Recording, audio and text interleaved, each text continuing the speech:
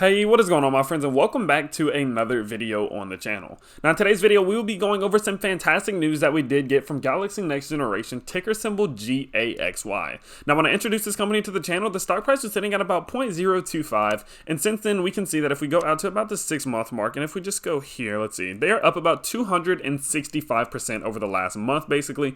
This company has absolutely taken off, and I'm so happy that me and the members of my Patreon have been able to get in on it, especially after the news that we did get today, as I do believe that it will be very, very positive going into the future. Now, if you do want access to the Patreon, if you want access to my trades and my trade portfolio and early access to the subjects and content which I will be posting on this channel, definitely consider going down to the link in the description. It'll bring you over to my Patreon, and that is where I am fully transparent with all of this information. Now, as you can see, the first tier is completely sold out, and we're running out of slots in the second and the third tier already, so definitely consider getting in on this now, as these spots will not be around forever. Also, if you are looking to start your own investment journey, or if you are looking to expand out into a new brokerage, I would highly recommend Webull. If you use the referral link down in the description below and deposit $100, you can get 2 free stocks valued up to $1,850. This is a fantastic brokerage who's been making a lot of improvements recently, and I think this could be an amazing way to kickstart your investment journey. Now, that being said, let's go ahead and let's jump into these results, and let's see what in the world is going on with Galaxy Next Generation, ticker symbol GAXY.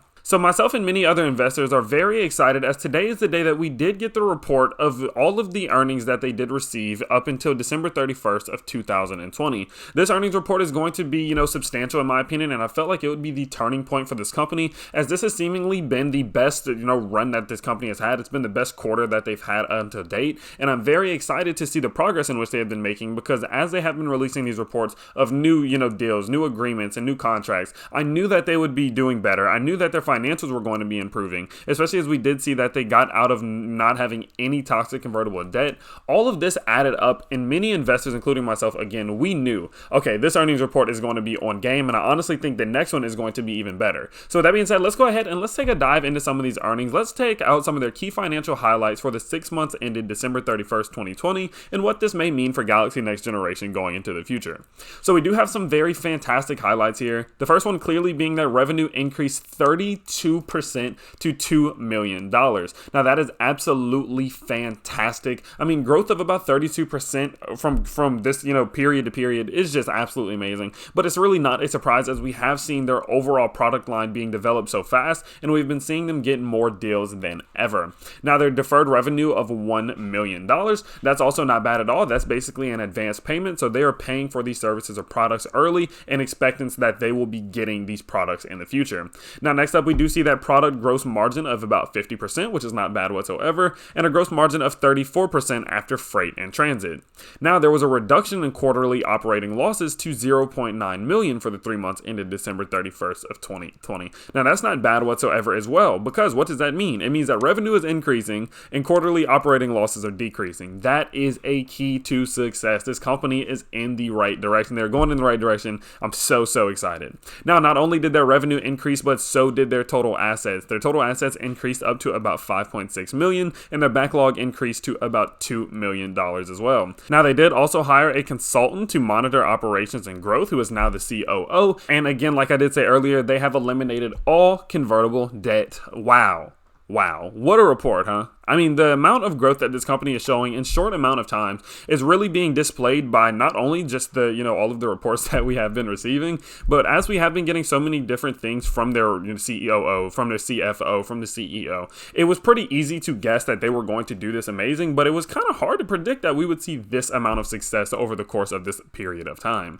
Now, next up, we will go over a few key business highlights for the 6 months ended in December 31st of 2020, just to talk about some things that they did accomplish and some milestones that they did reach. Now, they did close the acquisition of Classroom Technology Solutions, Inc., CTS. They fulfilled $1.5 million worth of purchase orders under a supply agreement from an OEM partner. And one thing we have noticed is they are trying to grow out their overall OEM business, and I'm very excited about that. They were awarded a co-showed contract from a DSCs in Western Pennsylvania. They partnered with Mid-States Audio and Video for entrance into South Dakota. They expanded into California with their initial co-showed purchase orders from Keys Union School District. We did cover that one recently. That was a fantastic fantastic deal. They launched G2 adjustment mount line of mounts and carts right on time for school to start back up, which was great timing. They partnered up with Stand for Kind, a nonprofit anti-bullying coalition. They expanded into Missouri with initial Cove Shield purchase order from school district in Southwest Missouri. So as we can see, just off rip, we can see how many Cove Shield purchase orders they've gotten. And I think as many schools are still online and going back in, we can see that they may continue to do this. Now, one thing I'm very excited about, as I know many universities and colleges are starting to adopt these shields as well. The university I'm at is actually starting to use them. And so I do believe that they could potentially even start to work with universities to grow out their consumer base substantially.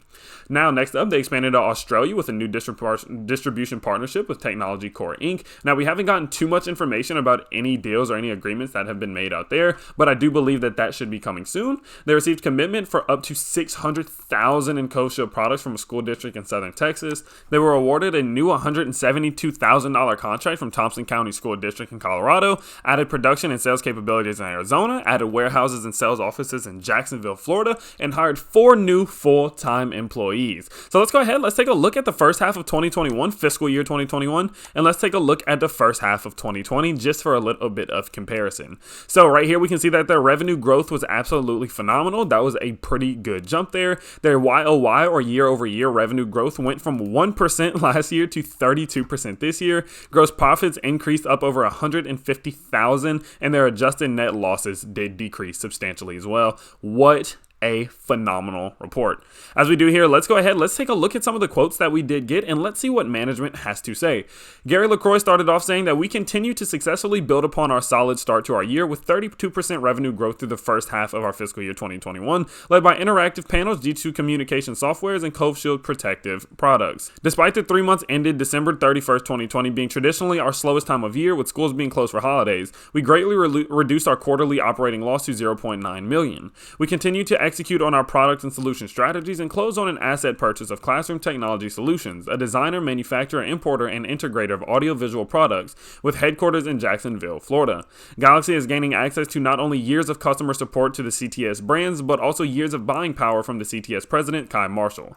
Kai joined the Gaxy team as part of the acquisition, along with 2 other full-time employees. His relationships with global vendors have already proven to be helpful to Gaxy's import activity by decreasing Gaxy's cost of goods by an average of 50% on several products sold under the G2 brands. Phenomenal. 50% on average of decrease in Gaxy's cost of goods. That's amazing. That's what you call a good acquisition. Now, LaCroix concluded saying that we believe this is just the beginning of a major technology turnover cycle in the K-12 education market, as increased school budgeting is now being spurred by additional federal money. So that was absolutely amazing. And you know we got to get a quote from Megan McGahey, who is Gaxy Next Generation CFO. She said that we continue to experience strong demand for our products and services. As Gary mentioned, Q2 is historically our slowest quarter and lowest per report financially. This year has additional challenges with the election in November and the school closures happening again in December. However, we remain confident in our strategy and we are executing against our innovation roadmap. We believe our understanding of high-performance interactive technology products positions us to effectively capitalize on the industry transition to remote classrooms. Our education customers have prioritized their traditional budgets along with their new stimulus budgets towards IT spending, creating a more robust customer demand for remote enablement. McGahey concluded that our deferred revenue, backlog, and assets continue to increase and remain strong. This is a good indicator of future revenue trends. Agreed.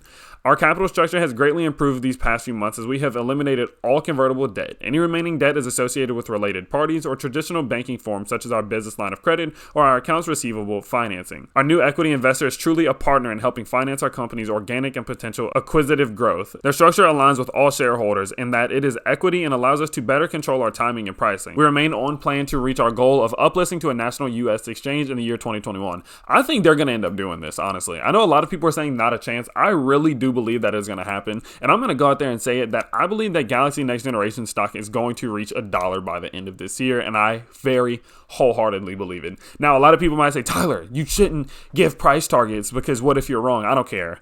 I genuinely believe that Gaxy Next Generation is going to reach $1 by the end of this year. This is a fantastic company. They've had such a massive turnaround over the last couple months. And I've never really seen a company with so much drive just come out of nowhere. I mean, this is not a brand new company. They've been around, but you've seen a complete 180. They have been figuring themselves out. They're making the right moves. They're getting the deals and the agreements. They're setting up the assets and long-term revenue, their backlog, and they have so much deferred revenue that they are really setting themselves up to continue this success into the future. And I see no reason as to why that will not be reflected by the stock price. Yeah, they do have a lot of outstanding shares. That is something that we will cover. That is something that they will fix. That is something that will be figured out because they have set so much determination into reaching their milestones. They have set so much determination into turning this company into a multi-million, aiming for multi-billion dollar company one day, that I see no reason as to why they cannot overcome any barriers that are placed in front of them. I absolutely love this company. I absolutely love their management team, and I absolutely love the future outlook for them. And I cannot wait to continue to cover all of their progress as they do grow.